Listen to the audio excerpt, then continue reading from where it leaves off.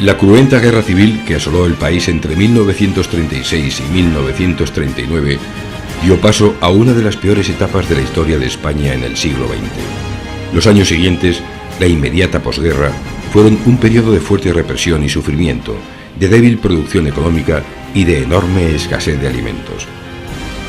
La total victoria de Franco dio el poder absoluto a una dictadura muy represiva y durante muchos años dispuesta a mantener la distinción entre vencedores y vencidos y a construir un régimen autoritario basado en una política autárquica.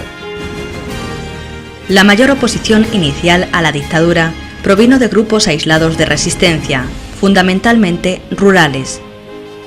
Los guerrilleros vertebraron un auténtico movimiento de resistencia antifascista que sobrevivió más de una década al fin de la guerra civil. La represión franquista fue extremadamente dura. El destino de la mayoría de ellos fue la ejecución sumaria o la aplicación de la llamada Ley de Fugas, una ejecución de los detenidos alegando que intentaban escapar. Durante la Segunda Guerra Mundial, la política del régimen se orientó hacia los poderes del eje, fundamentalmente Alemania e Italia, quienes habían colaborado en su victoria. La política internacional de Franco apostó fuerte por el eje, y aunque España nunca entró directamente en la guerra, esta decisión fue mucho más responsabilidad de Hitler, que no aceptó el precio exigido por Franco, que del caudillo. La victoria aliada en la Segunda Guerra Mundial dejó al régimen franquista aislado, en un contexto internacional hostil. A partir de 1945 comienza una tímida apertura, un primer cambio necesario para poder sobrevivir en la posguerra de la demócrata Europa occidental. Desde esa fecha, la política económica se hizo algo más moderada, casi se acabaron las ejecuciones políticas y la represión se atenuó. Algunas acciones del régimen permiten rastrear las primeras huellas de la España contemporánea, como la decisión de restaurar la monarquía en el futuro y la entrada del príncipe Juan Carlos en España. Además, las políticas cultural y educativa, así como la vida religiosa, tienden progresivamente a liberalizarse. Por último, en lo económico, las reformas de 1959 acaban con la autarquía y suponen el comienzo de una nueva etapa en la que las autoridades pierden miedo al mercado. El nuevo contexto político y económico va a producir una profunda transformación social y cultural. En la década de los 60, España se convierte con gran rapidez en una sociedad de consumo, urbana, secularizada y con mayores recursos educativos. También se asiste a la inserción del país en Occidente, en el contexto de la Guerra Fría, en el que el anticomunismo del régimen de Franco se adecúa bien a los fines norteamericanos. En lo interior, se asiste a la profesionalización de la administración que permitirá una progresiva separación entre Estado y Gobierno. Por otro lado, la oposición al régimen comienza a fortalecerse.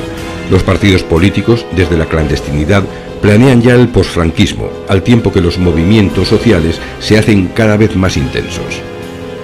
La muerte de Franco en 1975 es el punto final de la dictadura y el comienzo de la transición a la democracia.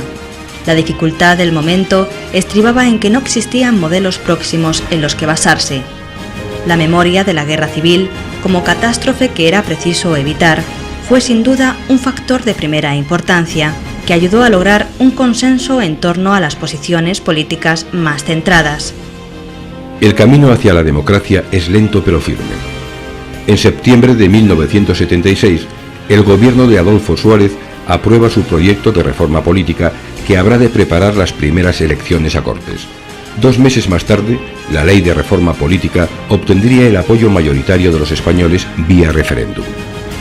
Aprobada la ley, en febrero de 1977 desaparecen las principales restricciones para la legalización de los partidos políticos. Todos, excepto el Partido Comunista de España, que lo hará más tarde, pasan a la legalidad. El país respiraba nuevos aires de libertad. Los exiliados volvían a casa, las mujeres reivindicaban la igualdad y el ejército perdía protagonismo.